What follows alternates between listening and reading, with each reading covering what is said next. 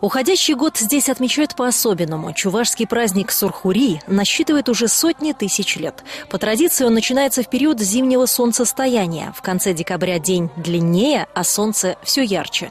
Еще совсем немного будет долгожданное тепло и новый урожай. Праздновали Сурхури целую неделю. Хлебосольно и весело. Чуваши тоже отмечали свой Новый год, только назывался Сурх-Ури. В переводе означает дословно «сурх» – это овечья, «ури» – это нога. Но почему так Сурх-Ури назвали Новый год? Я думаю, скорее всего, из-за того, что все-таки каждая чувашская семья были скотоводством занимались. И, конечно, в первую очередь надежды у них были на приплод овечек стада. Это и кормление, это и семья, одетые, обутые, и шерсть, и ткали, и пряли, и мясо, конечно. И поэтому радовались этому празднику. Праздник обычно начинали дети. В этот день они обязательно катались на санках с самой длинной горки. Взрослые верили, только тогда будет хороший урожай льна в наступающем году. После этого с песнями обходили всю деревню, поздравляли с Новым годом, славили хозяев, желали добра. Поступали так, чтобы год был благополучным. Считалось, что если детей плохо принять, скотина не будет плодиться. Сурхури отмечался по чувашской традиции в складчину целыми селениями. Соседи выбирали большой дом и совместно накрывали щедрый стол.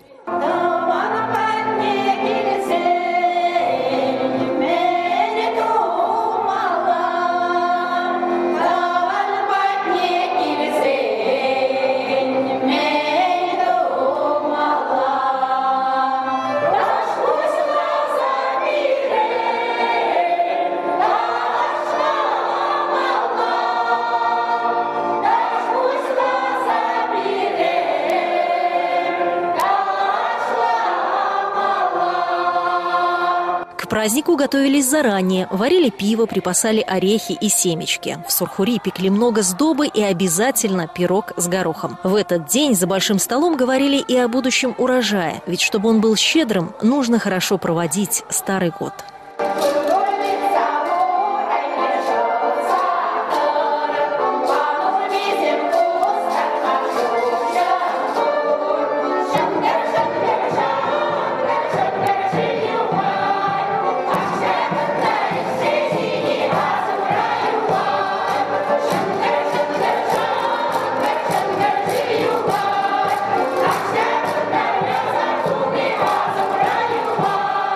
После пиршества и песен начинали гадать. Именно тогда многие девушки и юноши находили себе пару. Уже весной играли веселые свадьбы.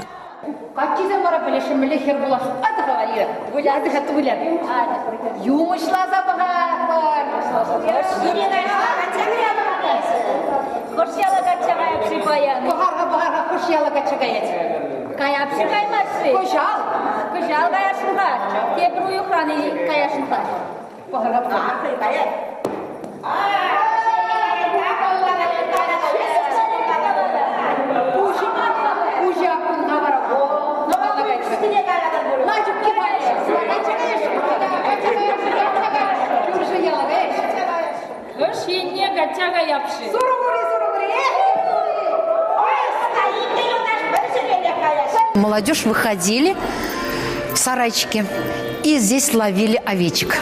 Брали с собой разноцветные ленточки, ловили из задней ноги овечек и зацепляли эти разноцветные ленточки, а на утро выходили и смотрели. Если, например, баран белой масти, конечно, эта девушка выходит замуж за блондина. А если черный баран, то девушка, конечно, за шатена.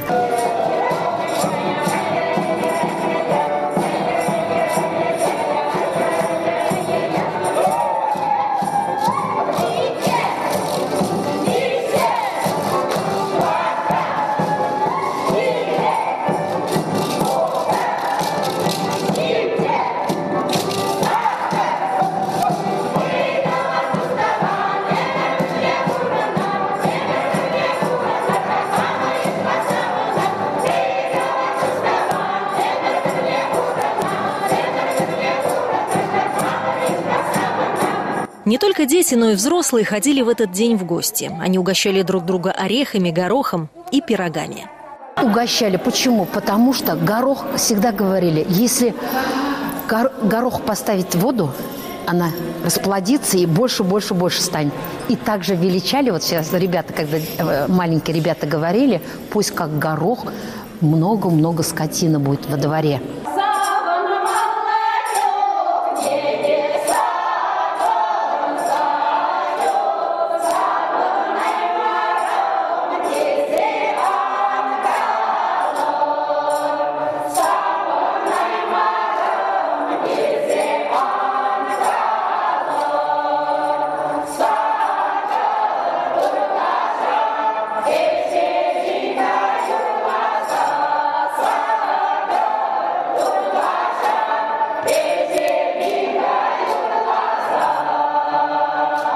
В праздничный день примечают, кто первым придет в гости. Если это мужчина или мальчик, значит, корова принесет бычка. Гости обязательно стараются усадить на подушку. При этом он должен сидеть спокойно, иначе, по поверью, курица не будет высиживать цыплят. Следят в этот день и за погодой. Если в Сурхури идет снег, значит, год будет урожайным.